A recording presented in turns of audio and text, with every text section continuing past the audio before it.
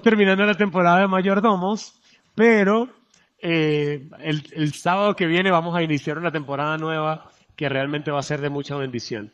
Sin embargo, bueno, hoy vamos a cerrar esta temporada con una enseñanza nueva que el Señor puso en nuestros corazones para compartir con ustedes. Sí, quiero pedirles que me ayuden a orar por la persona que tienen a su lado. Vamos a pedirle al Señor que nos dé sabiduría y que nos hable. Amén. Padre, gracias. Gracias por esta oportunidad que nos das de venir a tu casa, de compartir con amigos. Y queremos aprovechar la oportunidad para interceder por ellos, en el nombre de Jesús. Dejémonos guiar por el Espíritu Santo, amados. Vamos a hacer canales de Dios, de bendición para esa persona que tú estás tocando, ¿ok? Aunque yo voy a orar, concéntrate tú en recibir del Señor para dar a esa persona. Padre, gracias. Gracias por este tiempo. Gracias por lo que tú estás haciendo de manera íntima y personal en cada uno de nosotros. Gracias porque absolutamente todo nos ayuda para bien. Gracias porque tú estás consciente de mis necesidades personales. Tú sabes lo que necesito, sabes lo que no necesito y me guías conforme a tu voluntad. Ayúdame a colaborar con tu plan en el nombre de Jesús. Ayúdame a colaborar con lo que tú estás haciendo. Oro para que la persona que estoy tocando también tenga la fortaleza de escuchar tu voz. También tenga la determinación de ser canal de bendición. También pueda superar y dejar atrás todas las limitaciones. En el nombre de Jesús, ayúdanos, Señor, para ser más como tú. Amén, Señor. Y úsanos también para transmitir tu mensaje, Amén. danos claridad, entendimiento y que seamos guiados por tu Espíritu Santo. Bendito Dios, te amamos y te honramos. En el nombre de Jesús. Amén y amén. Muy bien. Como ustedes saben, hemos estado viendo muchas enseñanzas, exactamente 15, pero solamente traje 4 imágenes para hacer una pequeña introducción. Quisiera ver si usted recuerda alguna de esas enseñanzas y si hay algo que Dios puso en sus corazones. La primera, vamos a empezar con la que fue la última, en la que está allá arriba. ¿Quién se acuerda cómo se llama? ¿Cómo se llamó? Ajá, eso fue el águila en el gallinero, eso fue la historia que usamos para la introducción. Pero ¿de qué hablaba? ¿Cuál era el título? ¿Mayordomía de qué? Mayordomía de mi potencial. Muy bien. ¿Alguien sintió que Dios le habló algo en particular en esa enseñanza? ¿Alguien? ¿Sí? ¿Algo por ahí? Muy bien. Me gustaría que me lo compartieran, pero tal vez el tiempo se me va a escapar muy rápido haciendo eso, pero quiero escucharlo cuando nos veamos. Hay otra enseñanza, no sé si recuerdan, de la casa. ¿Se acuerdan que había una casa lujosa donde nos paseamos y había un hueco en el techo? Muy bien. ¿De qué hablamos en ese día? ¿Quién recuerda? ¿Mayordomía de qué? Ajá, ahí tienen, lo tienen ahí, pero ¿de qué hablamos?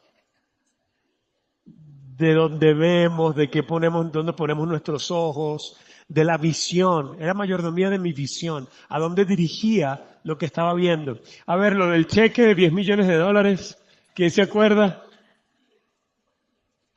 Sí, no, no me gusta que me digan que estuvo bueno, me gusta que me digan, me acuerdo de esto o Dios me dijo esto. Porque sí, no, esa estuvo buenísima, pero no me acuerdo. Entonces no me funciona. Vamos, ¿alguien que se acuerde qué demostró el Señor?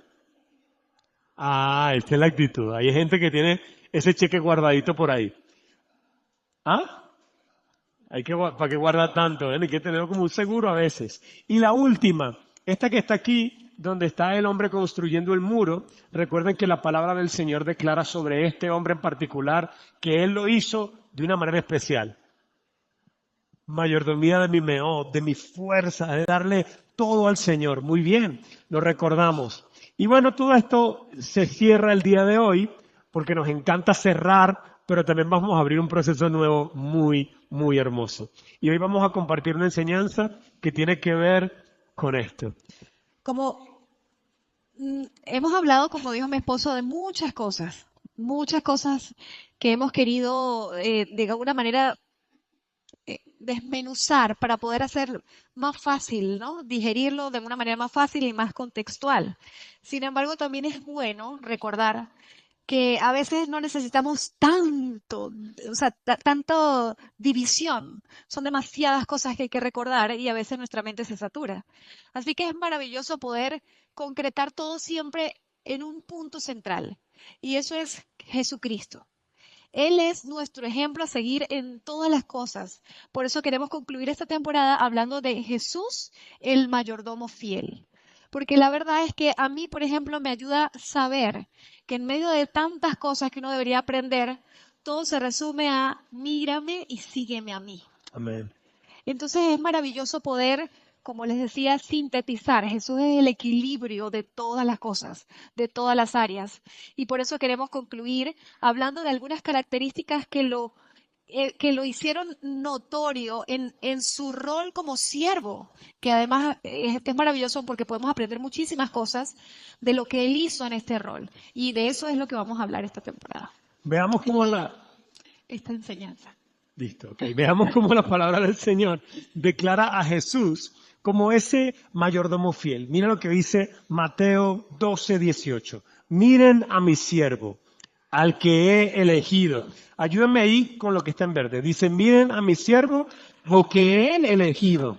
Él es mi amado, quien me complace. Pondré mi espíritu sobre él y proclamará justicia a las naciones. Ahí está el Padre hablando de él, pero está haciendo una cita de Isaías 42. O sea, esto fue prometido y luego fue cumplido en Jesús. Pero vamos a ver otro verso más. En cambio, Renunció a sus privilegios, la humilde posición, esclavo y nació como un ser humano. Cuando apareció en forma de hombre Se humilló a sí mismo en obediencia a Dios, y murió en una cruz. como morían los criminales. Me llama la atención que ella está hablando de Jesús como alguien quien tiene de qué valerse, como el Señor. Pero él, siendo el Señor más grande de todos, tomó una posición de humildad y de servicio.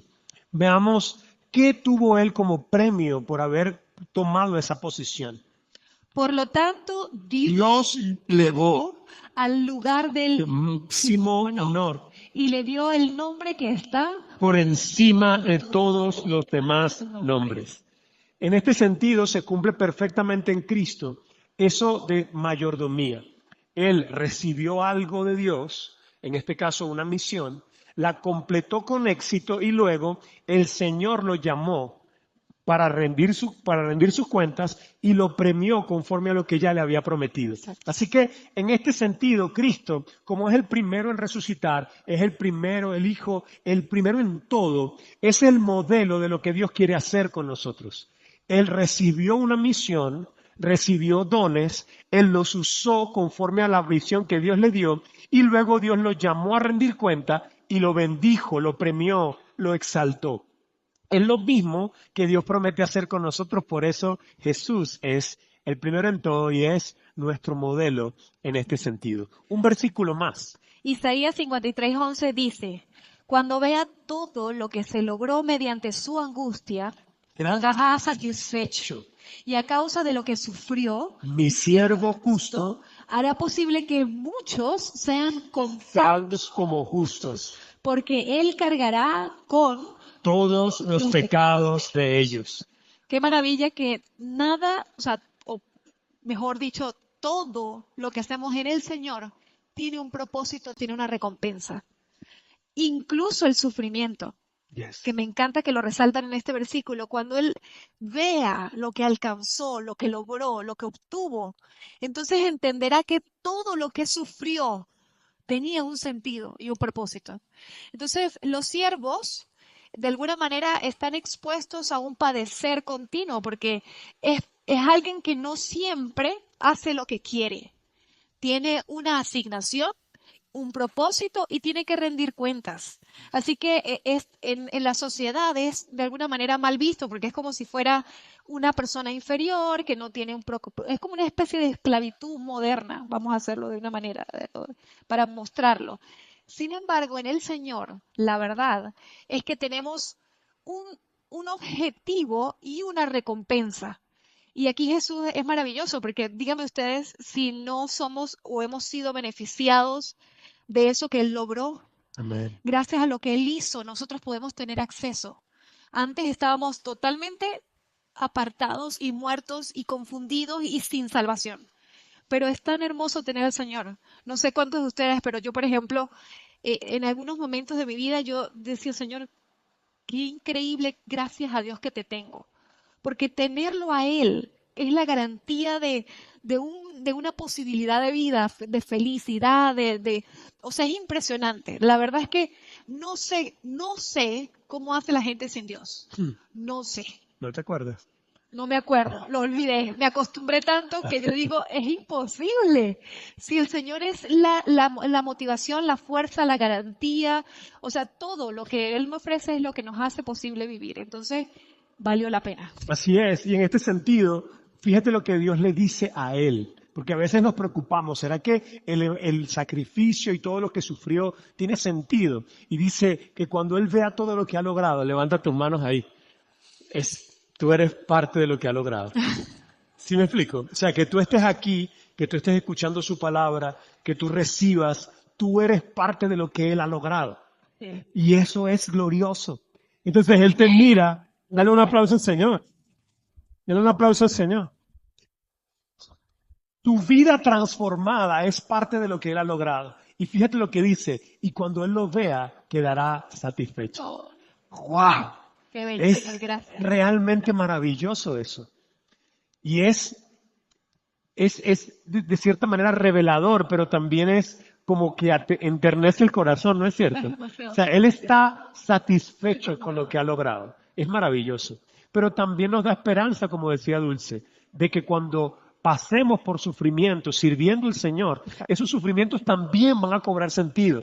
También vamos a ver como el primogénito, el primero, el mayor de nuestros hermanos, como Él también lo vio cumplido y vio que su sufrimiento tiene sentido. Así todos los mártires, todos los que sirvieron hasta la muerte, todos los que estuvieron dispuestos a entregar su vida, aunque no murieron como mártires, pero dieron su vida para el Señor. Así es. Ellos verán que todo su sufrimiento también valió la pena, porque es literal un modelo que Jesús creó para que nosotros viéramos también lo que ha de pasar en nuestras vidas. En este sentido, Jesús es el mayordomo fiel, el ejemplo al que debemos seguir. Pero vamos a ver en particular algunos puntos Exacto. que el cómo, porque todos nos sentimos inspirados por Él, pero vamos a ver el cómo, porque el cómo nos va a revelar a nosotros lo que estamos llamados a hacer. El primer punto importante es que Jesús es un fiel mayordomo de su juicio. Así es. La escritura clave que revela cómo Dios, cómo Jesús hizo de esto un ejemplo magistral está en Juan 5:30. Dice así, yo no puedo hacer nada Por mi propia cuenta. juzgo según, Dios me indica. por lo tanto, Mi juicio es justo, porque llevo a cabo la voluntad del que me envió. y no la mía. Esta actitud de Jesús revela que él fue un muy, muy, muy buen mayordomo de su juicio. Él tenía un criterio, él podía juzgar las cosas. Sin embargo, él se cohibió incluso de mostrar lo que él pensaba, lo que él sentía, porque nosotros entendemos que siempre tenemos una forma de ver las cosas y junto con esa forma un juicio de lo que debe ser y cómo debe ser. Jesús también probablemente lo tenía porque Jesús era empático con las personas. Habían situaciones, habían corrientes de pensamiento, habían maneras de hacer las cosas, así que él no era un robot indolente a esa necesidad. Sin embargo, él supo administrar cómo podía hacer menguar su propio juicio y priorizar el juicio de Dios. Y el resultado de eso es lo que dice en la tercera línea. en la cuarta, perdón, mi juicio es justo. No porque lo hago a mi criterio o porque me dejo envolver con lo que puedo ver o sentir, sino porque hablo lo que dice el Padre. Eso garantiza que el juicio era justo. Entonces, de alguna manera es una invitación para nosotros a tener cuidado de cómo juzgamos a los demás, cómo nos apresuramos a emitir lo que a nosotros nos parece, o cuál es la manera correcta de hacer las cosas, o cuál es la intención que tú tienes. Imagínense ustedes, juzgamos no solamente el ejercicio de algo, o la práctica de algo o algo que nos parece mal, sino también nos atrevemos a juzgar la intención que tiene una persona. Pero para el Señor esto es terrible.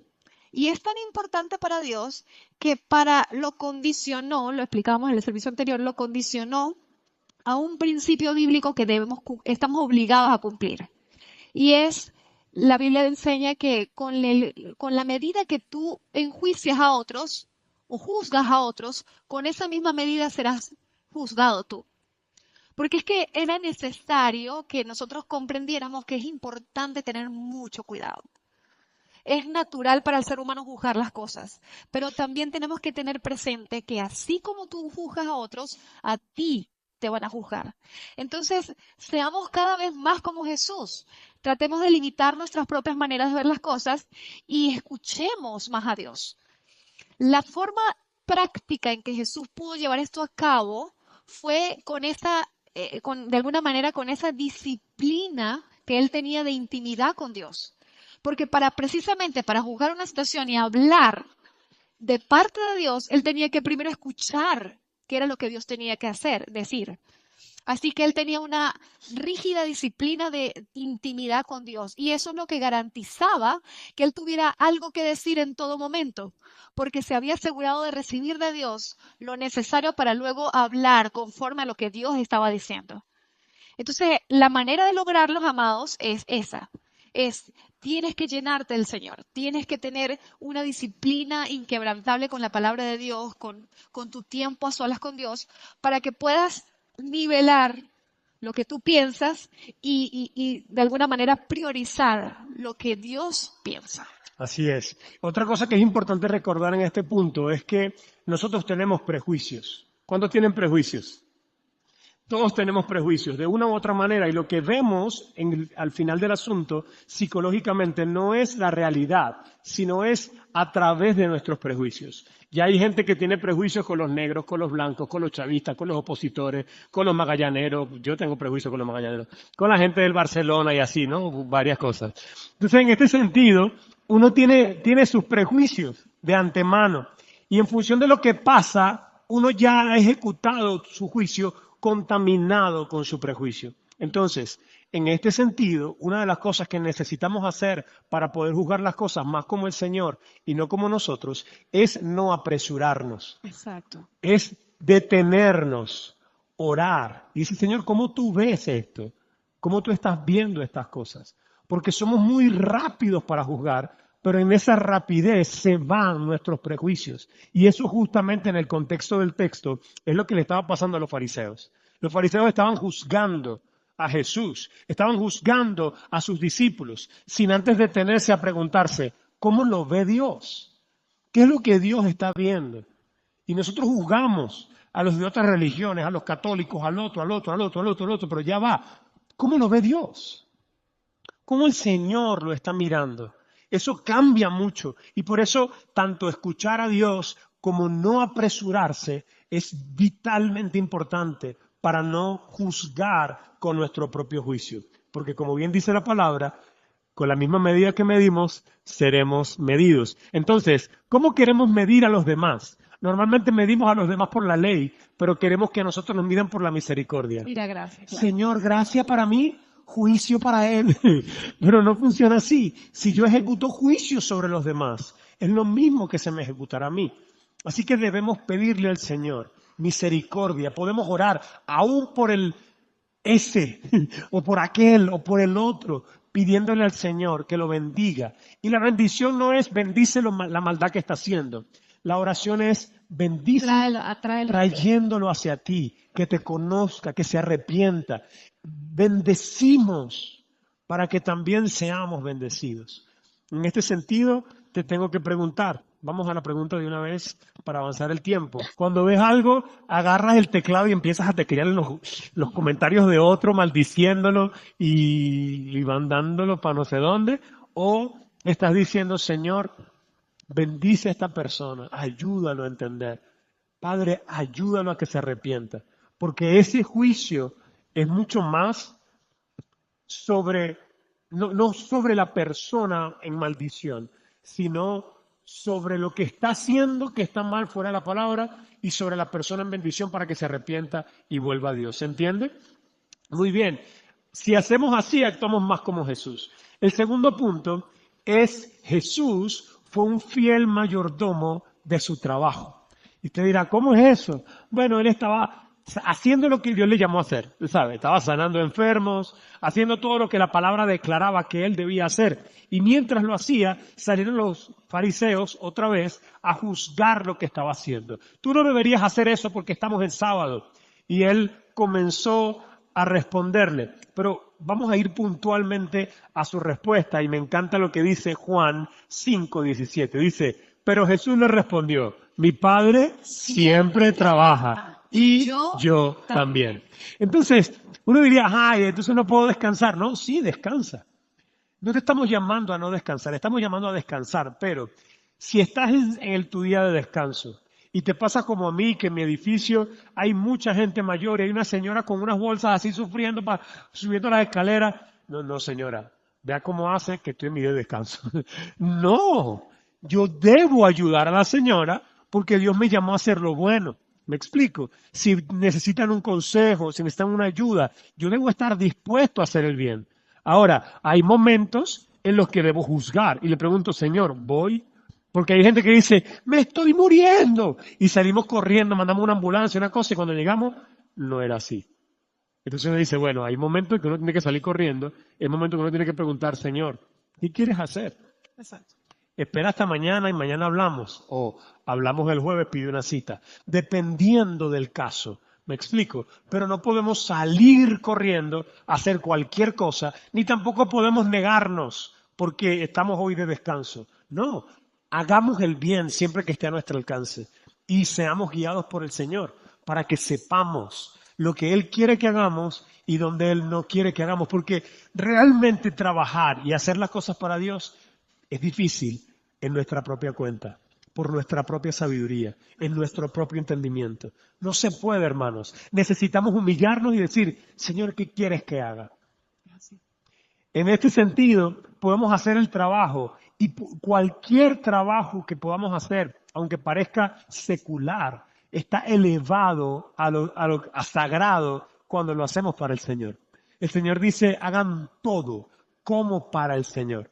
Así que si estás haciendo uñas, o estás haciendo tortas, o estás afeitando cabellos, o estás haciendo lo que sea que estés haciendo, eso puede estar elevado a sagrado si lo estás haciendo como para el Señor. Si mi Padre trabaja, entonces yo también trabajo. Entender el trabajo como lo hizo Jesús realmente es liberador, porque con el trabajo tenemos una relación amor-odio, ¿no? ¿Saben? Es como, a ver, esto, qué fastidio hacer esto, sobre todo cuando algunos de nosotros hacemos cosas que de repente no son lo que más deseamos hacer. Sin embargo, entender que todo el tiempo, a Jesús dijo, siempre mi Padre trabaja y hago igual que Él. Siempre. Si logramos entender y pasar el switch, que todo lo que hacemos estamos literalmente trabajando para el Señor, es liberador. Y les cuento rápidamente, porque por ejemplo, cuando a mí me tocó cuando llegó el cambio de las niñas en mi vida, yo sentí que mi vida, hubo un momento en donde yo me sentí terrible, porque yo decía, no puedo creer, yo he estudiado muchísimo para quedarme en la casa y cambiar pañales, de verdad, no puedo creerlo, pero hubo un tiempo de adaptación importante. Y al final, para no echar un cuento largo, ese tiempo de adaptación fueron 15 años. Y un tiempo de 15 años donde mi pensamiento migró. porque yo por varios de esos años yo pensé que yo estaba perdiendo el tiempo y me debatía entre si esto es lo que he sido llamada a hacer, porque, y es algo que disfruto, porque realmente yo creo que nací para ser mamá, me encanta, pero también quiero otras cosas. Entonces, yo decía, es que yo no estoy siendo productiva y sufría por eso, mucho tiempo sufrí por eso, hasta que entendí que mi trabajo en casa con las niñas, que era una cosa que a los ojos de otras personas podía ser insignificante, era mi asignación de parte del Señor. Yo estoy trabajando, yo nunca he sido improductiva. Eso fue muy liberador, porque eso me hizo entender que todo lo que hacemos, cuando es la voluntad de Dios, es importante. Para el Señor no hay trabajos más o menos honorables. La cuestión es hacer su voluntad. Entonces, a veces descansar es su asignación. Por eso Jesús dijo siempre trabajo en un Shabbat, porque su asignación era hacer la voluntad del Padre y descansar era parte de eso. Entonces, lo que importa es entender que lo que haces, sea grande, pequeño, o a tus ojos, importante o no, si estás haciendo lo que Dios te hace, entonces tú te estás alineando con el mayordomo fiel de su trabajo como es Jesús. Siempre haciendo lo que Dios te ha llamado a hacer. Entonces, no menospreciando los momentos esos en donde pasemos como que por debajo, sino entendiendo que es lo que Dios nos ha llamado a hacer en el momento. Así es, y por eso te tenemos que preguntar, ¿cómo estás administrando tu trabajo? Tu trabajo. ¿Lo estás haciendo por necesidad? Yo hago esto por plata, hermana, porque yo quisiera hacer otras cosas. Entonces, si lo estás haciendo por plata, va a ser esclavizante, va a ser triste, va a ser muy desgastante y cansado. Pero si lo estás haciendo para la gloria de Dios, aunque sea, Incluso puede ser lo mismo. puede ser lo mismo, es que lo que cambia es la motivación del corazón. ¿Me puedes dejar terminar? Sí, Ok. yo estoy de acuerdo.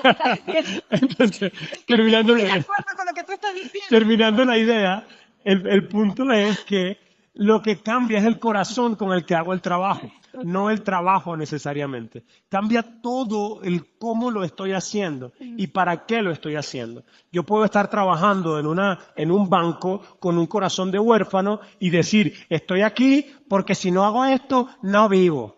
O puedo estar en el mismo banco, en el mismo puesto, con un corazón transformado, diciendo, Señor, gracias por este trabajo, donde puedo atender gente, donde puedo hablar con personas y donde puedo producir para mi familia. Así es. Entonces el espacio no se vuelve el fin, sino se vuelve un medio para cumplir mi misión para Dios. Entonces es otra cosa.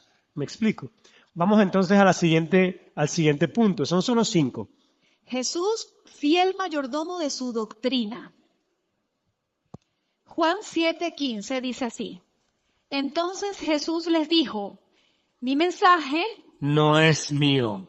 proviene de Dios y Él me envió. Y de esto hablamos un poquito en la temporada cuando hablamos de los 5 hijos de la mayordomía y hablamos de las corrientes de pensamiento que son muy comunes hoy en día, pero que de alguna manera te terminan envolviendo porque es parte de lo que escuchamos cotidianamente. En el contexto venezolano del socialismo, por ejemplo, aunque muchos de nosotros más bien tenemos una especie de odio a eso, pero a ver, el individualismo y el egoísmo y El humanismo.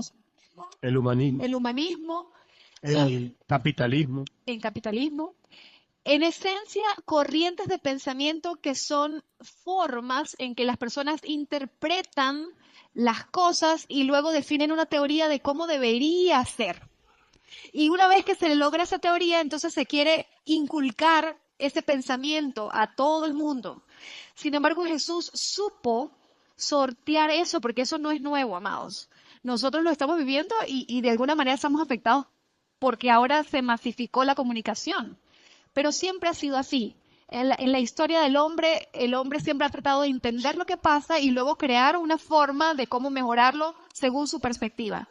Sin embargo, Jesús supo sobreponerse a todo eso y ser fiel a la doctrina de Cristo. El mensaje nunca se diluyó, nunca se negoció, nunca se intercambió, nunca se mezcló. Fue impresionante la capacidad que tuvo. Y además, pudo atraer a sus filas personas de diferentes corrientes de pensamiento. Él logró tener dentro de sus discípulos personas que pensaban muy distinto, Yes. porque todos convergemos en la doctrina que viene del cielo. Es como ser atraídos por la verdad y cuando tocamos esa verdad sentimos esto es. Así que de la misma manera nosotros estamos llamados a ser buenos administradores del mensaje que tenemos. Y el mensaje, aunque tú tengas un criterio, nuevamente como decíamos con respecto a los juicios, aunque tú tengas un criterio y aunque te encampe de repente saber y entender cómo funciona el mundo, tenemos que darle el lugar que merece el mensaje del Señor. Y eso es muy importante. Yo me debo confesar que para mí esto es un tema de mucho cuidado porque es una tendencia que yo tengo. A mí me encanta, tengo una fortaleza que se llama amor al conocimiento. Entonces realmente para mí es un deleite escuchar conferencias de horas. Pues me encanta. O sea, eso para mí es como mejor que ir al cine. Pero el asunto es que lo disfruto, me encanta, es una cosa pero el peligro que trae eso es que son corrientes que luego tú dices, esto es. Así es. Y mi esposo, gracias a Dios, ha sido un instrumento de Dios para decirme, Dulce, me encanta que te guste, que te apasiones, pero Cristo es la prioridad. Y yo, sí, tienes razón. Entonces uno tiene que reconocer su debilidad y cuidar, porque tenemos que ser buenos mayordomos de ese mensaje que portamos, porque somos luz del mundo. Pero si esa luz se vuelve oscuridad, cuán profunda será la oscuridad, dijo el Señor. Tenemos que tener mucho cuidado con eso, amados. Así es. Entonces te tenemos que preguntar, ¿cómo estás administrando tu mensaje? Miren, en la práctica, todo lo que mi esposo está compartiendo con respecto al mensaje es muy clave y muy serio.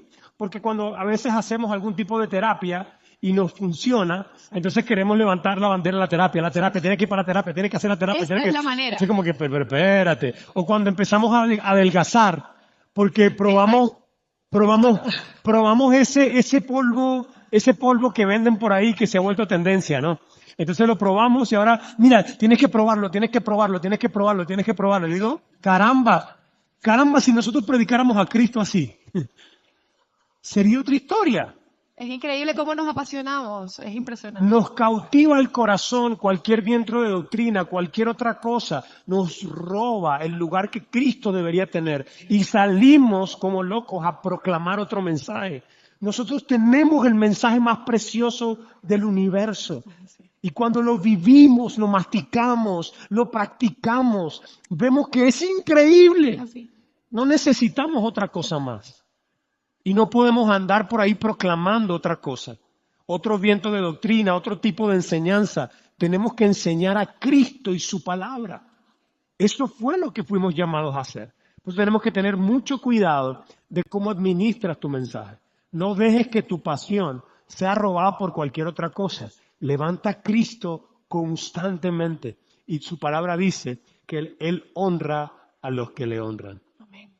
El cuarto punto, y solo son 5, tienes que ser, Jesús es un fiel mayordomo de su autoridad. Él recibió autoridad del cielo y la usó conforme a su llamado. Me encanta saber esto porque él mismo levantó un rollo de Isaías 60 delante de la gente y dijo, el Espíritu del Señor me ha ungido y boom, boom, boom, boom, boom. Eso fue lo que terminó haciendo. Él cumplió aquello para lo cual fue llamado. Él usó esa autoridad para eso que fue llamado. Pero también fue tentado, porque cuando estaba a punto de ser crucificado, que Pedro saca el cuchillito y le corta la oreja a Malco, él les dice a los discípulos, ¿no creen que pudiera decirle a mi padre que enviara ángeles y que mataran contra esta gente? O sea, tengo la autoridad para hacerlo. Pero si no, se cumpliría lo que fue escrito de mí. Él tenía la autoridad y el poder para hacer las cosas fuera de la voluntad del Padre, pero él contuvo eso para hacer las cosas bien. Él tenía autoridad para maldecir, para matar, como lo hizo tal vez con la higuera, pero él no usó su autoridad para maldecir a los que le escupían, ni a los que le golpeaban. Él se guardó de la tentación de usar su autoridad para hacer otra cosa que no fuese cumplir el llamado de Dios. Qué Y aquí hay maravilloso. uno, Mateo 28, bueno, no, vamos a dejarlo aquí. Este. Por ejemplo, en Marcos 2:10 dice que él tenía autoridad para perdonar pecados. Dice, tengo autoridad para sanar, tengo autoridad para perdonar. Entonces voy a perdonar. Le da la autoridad y dice, yo no te perdono. No, él dijo, aún todo lo que me hagan a mí, le será perdonado. Imagínense la tentación que tuvieron los hijos de Zebedeo, los hijos del trueno, cuando tuvieron un pequeño problema con los samaritanos. Dice que le dijo el Juan el amado, así, Juan el amado, le dijo al Señor, ¿quiere que mande a caer fuego del cielo contra ellos? Iba a matar a todo un pueblo en un momento de rabia. ¿Me explico? Entonces tenemos que tener cuidado con la autoridad, porque Dios nos ha dado autoridad en nuestra boca para bendición y maldición. Hoy tuvimos un problema con una de nuestras niñas porque le estaba diciendo, tú estás loca, tú eres una loca. A la otra porque se puso brava por otra que estaba haciendo. Y yo estoy preparando la enseñanza y escucho, loca, tú estás loca, tú eres una loca. Y yo, pero ya va, pero vengan acá. ¿Por qué tú le dices a tu hermana así? Porque tenemos la capacidad de maldecir con la autoridad y la boquita linda que Dios te dio. Eres hijo de Dios que creó todo con su palabra. Y Dios te dio autoridad en tu palabra. No puedes andar maldiciendo a la gente. Tienes que tener cuidado con lo que dices. Por eso es importante que respires, te calmes, le pidas al Señor ayuda y Así es. puedas actuar conforme a lo que Dios enseña. Una acotación con respecto a la autoridad. Pensémosla en que todos tenemos una autoridad delegada. De una u otra manera. Esto no es solamente para los líderes o las personas que están a cargo, porque uno de repente dice esto es para, pero es que todos tenemos una cuota de esa autoridad delegada, porque somos hijos de Dios y Él nos ha dado la autoridad para gobernar esta nación, esta tierra, desde muchos puntos de vista. Entonces, lo importante, amados, con el tema de la autoridad, y queremos recalcar esta parte, no es que tenemos que tener un desempeño perfecto e ideal. Sabes, la autoridad está llamada a ser el ejemplo, a dar mucho más de lo que exige, a ser intachable, y en el día que se equivoque esa autoridad, muerte a la autoridad. Somos tenemos una expectativa muy irreal con respecto al desempeño de alguien que está en autoridad. Pero la verdad es que todos tenemos autoridad, pero somos humanos y fallamos. Entonces el asunto es que debemos entender que no perdemos la autoridad con fallar si tú sabes reconocer tu error y resarcir tu error. Entonces lo voy a poner en un ejemplo cotidiano. Imagínense el tema de la maternidad. O sea, a mí me pasa, sí, pero muchísimas veces. Porque yo llego y de repente soy mamá, tengo la autoridad sobre mis hijas, se supone que tengo la responsabilidad de enseñarlas, de corregirlas, de guiarlas, pero a veces estoy hasta aquí, de verdad siento que ya no puedo, ha sido demasiado y entonces me hacen molestar y como soy humana, reacciono, o sea, llego y digo, a veces, o sea, creo que he logrado poder al menos contenerme y decir, vete porque te voy a matar. Fuera de aquí, es lo que puedo hacer. Antes como que, pero ahora, fuera, fuera, porque si no, así. Y entonces me voy y de repente en algunos otros momentos he tenido que, o sea, he dicho cosas como, ¿qué te pasa? No sé qué más. O sea, exploto. Eso pasa, me pasa muchas veces. Pero luego, aquí está la diferencia. La diferencia es que yo llego al cuarto de repente y estoy muy molesta y entonces ahora le digo a mi esposo, cuando no está, le escribo, ¿dónde estás? Necesito que me ayudes con fulanita de tal. Y él ya voy en camino. O sea, pido ayuda. Esa es una cuestión. La segunda es que después de que se te pase el furor, porque pasamos por esos momentos en donde tú dices, no puedo, yo entiendo a los hijos de Zebedeo. Yo creo que yo hubiese pedido lo mismo. Yo los escucho y yo digo, pobrecitos, yo los entiendo. Quémame esta gente y acabo con este problema. O sea, así yo lo hubiese hecho. Y yo veo, Dios me ve con misericordia y el asunto está en que ahora con tu autoridad, yo siento que Dios me dice, ve y restituye, haz lo que tengas que hacer. Entonces yo tengo que ir al cuarto de mi hija y con ya un poquito, unos minutos después, yo digo, mi amor, perdóname.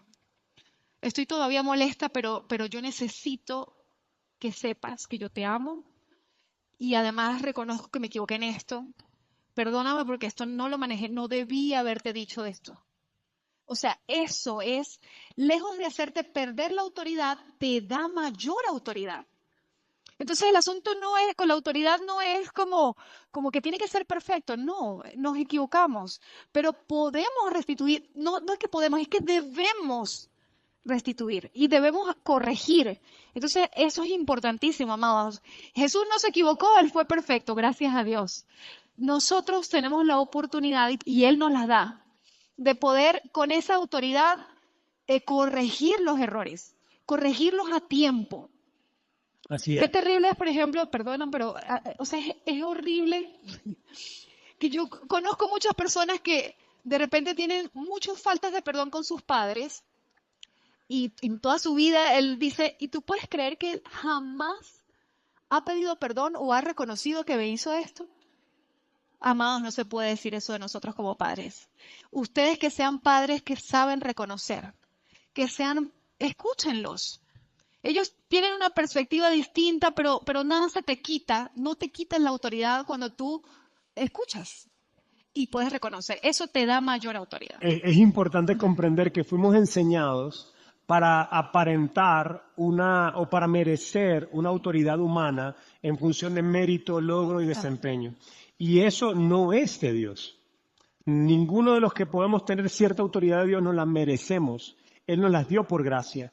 Y al dárnosla por gracia, nosotros tenemos que funcionar honrando a aquel que nos dio la autoridad. Por eso es importante pedir perdón cuando no lo estamos haciendo. Hay momentos en los que no estamos honrando a aquel que nos dio la autoridad. Por ejemplo, hace unos domingos yo dije algo que era mentira en el púlpito. Entonces no lo dije con la intención de mentir, simplemente dije una cosa que se me escapó, déjame hablar, vale. Voy a explicarlo. En este sentido, ella me dice algo sobre un juego y yo les dije a ustedes que ella me dijo a mí lo que yo le respondo a ella echándole broma. Entonces fue un juego de palabras sin mala intención, pero fue una mentira. Cuando ella me dice, no dijiste esto, yo de verdad, sí dijiste esto, no, eso no está bien. Entonces yo agarré el mensaje y les escribí a ustedes diciéndoles, hermanos, perdónenme porque dije esto y esto no es verdad. Hay gente que me llamó llorando, yo nunca había visto a alguien que reconociera su error tan rápido. Y yo, tenemos un problema en este mundo, ¿sí me explico? O sea, no necesitamos ocultar o aparentar perfección porque no somos perfectos. Es así. Lo que necesitamos es honrar a aquel que sí es perfecto, arrepintiéndonos y pidiendo perdón cuando tengamos que hacerlo. ¿Se entiende eso? Especialmente en nuestro contexto venezolano, cuando tenemos diagnosticado psicológicamente en general como sociedad una ausencia de poder. Y lo que hacemos cuando tenemos poder es abusar de él. Le decía a la gente del segundo servicio, piensen en la señora del club. No, aquí si hay alguna señora del club, perdónenme, pero normalmente cuando les das poder es como que ahora mira. No todas, pero algunas lo hacen. O de repente algún portero en alguna institución pública. Es como que no, usted tiene que y de repente como que se sienten con demasiado poder. Y cuando te sientes con demasiado poder, normalmente sale la ausencia de poder que hay en tu corazón. Y en este sentido, mi hermano, nosotros no tenemos poder en muchas cosas. Por ejemplo, no tenemos poder para decidir qué día viene el agua.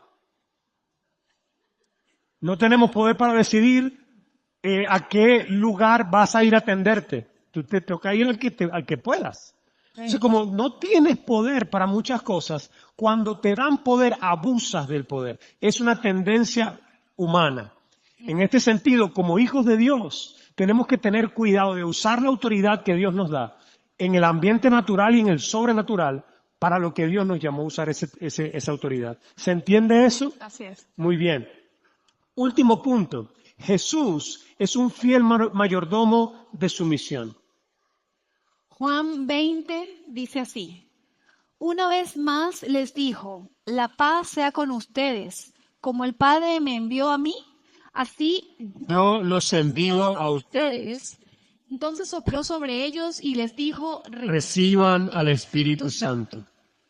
Jesús fue un fiel mayordomo de su misión porque él sabía a lo que venía, de alguna manera. Yes. Pero además hay un episodio que narra, o sea, un episodio que deja ver, mejor dicho, que Jesús sí tenía sus encuentros personales. O sea, sí fue un esfuerzo para él. Y en ese episodio es maravilloso porque allí podemos identificarnos con él como humanos. En el momento del Monte de los Olivos, donde él está a punto de empezar el proceso de la crucifixión, él le pide al Señor, le pide a su Dios, con quien ha tenido una absoluta devoción, una absoluta entrega. Él ha sido fiel, él ha cumplido todo, él ha hecho lo que se le dijo que hiciera, él ha dicho lo que tenía que decir, él se contuvo de decir lo que pensaba para poder darle lugar a lo que pensaba el Padre, para traernos para revelarnos al Padre. Y aquí en este momento breve de su historia, él deja entrever su deseo personal. Y es cuando está a punto de ser crucificado. Él dijo, Señor, si puedes, para ti no hay nada imposible. O sea, le dijo, tú podrías. Para ti no hay nada imposible. Si tú quieres, por favor, pasa de mí esta copa. Se atrevió a pedirle algo para él. Y era que le evitara ese sufrimiento. Pero qué grande Cristo cuando luego finalizó esa petición diciendo, pero que no se haga mi voluntad, sino la tuya. Yes. Porque podemos pensar y podemos sentir. Pero qué sabio es la persona que puede terminar esa frase con, Señor, pero que se haga tu voluntad y no la mía. Porque eso se llama sabiduría. De alguna manera Dios sabe mucho mejor que tú y que yo cuál es el plan. Él tiene una misión. Fíjense si Jesús hubiese impuesto su voluntad, porque él quería no ir a la cruz. Ahí lo dejó muy claro. Si él hubiese hecho, ¿sabes qué? Ya me cansé. Yo he hecho todo lo que me pediste que hiciera. Yo no quiero esto. Entonces tú y yo no estaríamos aquí. Gracias a que Dios Padre tenía una misión para él y él pudo alinearse a esta misión, nosotros gozamos de salvación y de libertad hoy, muchos años después. Entonces, igualito con cada uno de nosotros, Dios tiene un plan, y nosotros tenemos que aprender a escuchar esa dirección. Y por eso la petición que aparece en Juan 20 es, yo los envío a ustedes y entonces sopló sobre ellos y les dio el Espíritu Santo. Porque como nosotros no sabemos el plan, si lo conociéramos de repente podríamos tomar alguna que otra decisión. Pero como no tenemos idea de cómo es el plan, necesitamos ser guiados por quien conoce el plan. Y ese es el Espíritu Santo. Les doy un ejemplo práctico. Es como una especie de GPS. ¿Saben el GPS que uno pone?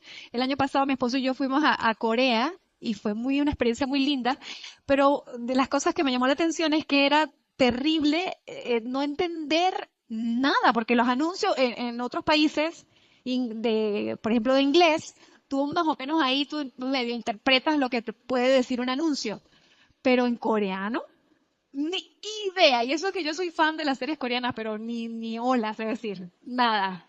Así que era terrible, pero nosotros nos montamos fuimos a diferentes sitios, buscamos, llegamos con el GPS, porque lo podemos poner en el idioma que queramos y podemos llegar al destino. Bueno, nuestro GPS, salvando la distancia que existe con el Espíritu Santo, pero Él es el que nos guía.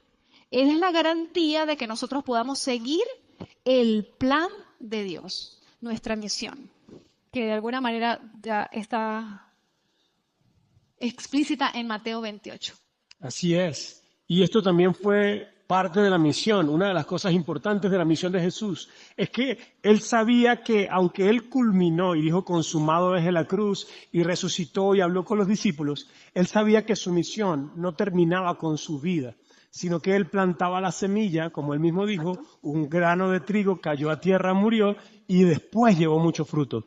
En este sentido, nosotros tenemos que comprender que nuestra misión conlleva multiplicación. Así como el Padre me envió, yo los envío. Así como yo recibí una asignación de parte de mi pastor Enrique, Dios a través de él, así yo voy a dejar a alguien aquí en un tiempo. O voy a enviar a muchos, Dios mediante, a diferentes lugares, como enviamos a Jesús y a Ruth y a Peter y a Daniela y a John, y así vamos a enviar a muchos. Amén. ¿Cuántos dicen amén? Amén. Entonces, en este sentido, la misión debe ser una especie de multiplicación. Yo recibí una misión, yo envío misioneros. No es que ahora aquí mando yo y se hace lo que yo diga y como yo quiera, no. La misión de Dios es más longeva que nuestra propia vida.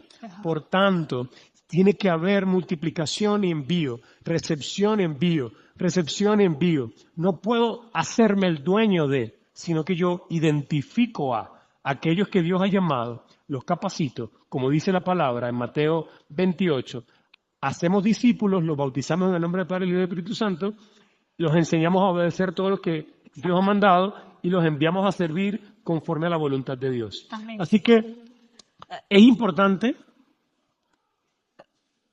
Esta parte es importante. No hay tiempo. Un minuto, Ok. unos 30 segundos. Porque yo quiero contextualizarlos. Es decir, esto se ve muy la labor que tiene que hacer la iglesia y los líderes que discipulan.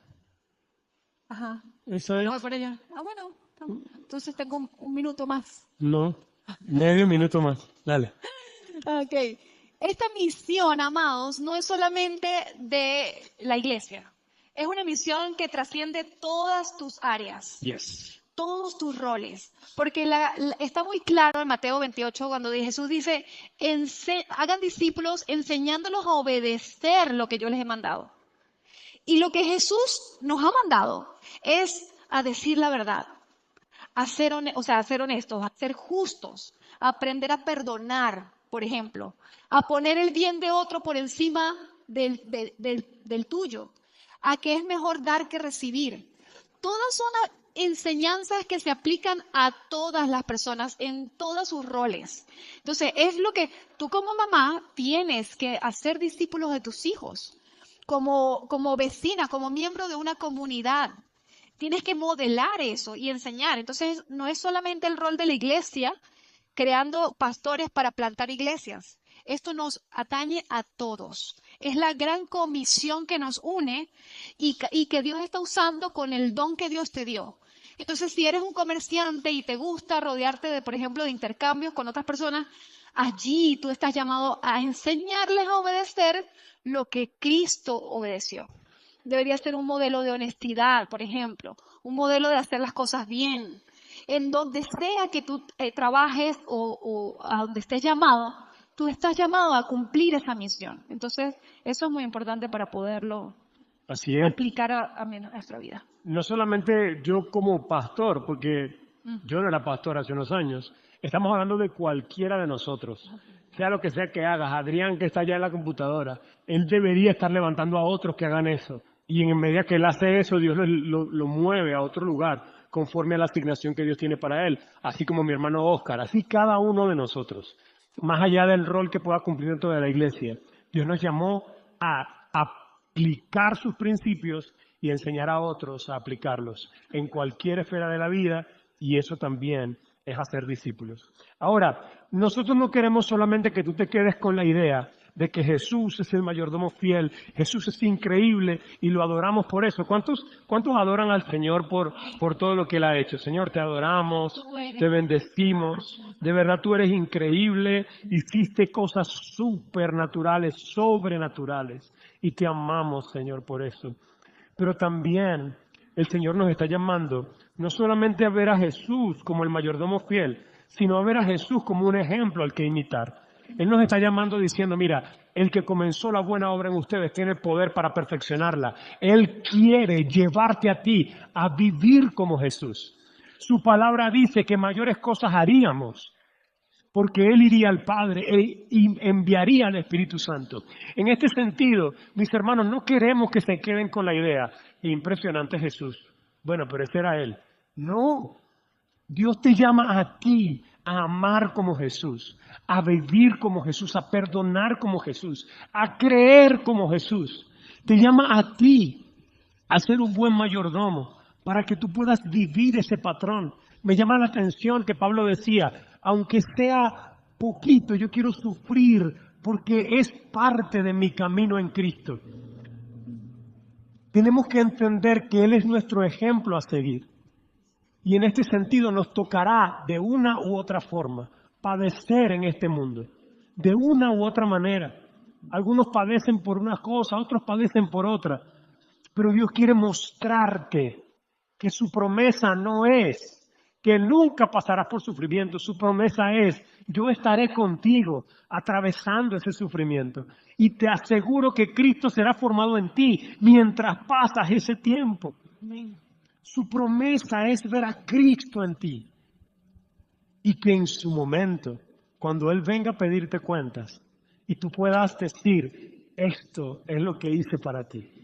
No por obras, porque no es por obras, pero las obras son una consecuencia de una verdadera conversión. Las obras son la consecuencia de un corazón rendido al Señor, de un mayordomo, de un siervo, de un hijo que entendió que todo lo que ha recibido de Dios lo debe administrar como Dios manda, porque en algún momento daremos cuenta y como el Señor en algún momento recibiremos nuestra recompensa del cielo. ¿Cuántos quieren esta recompensa del cielo?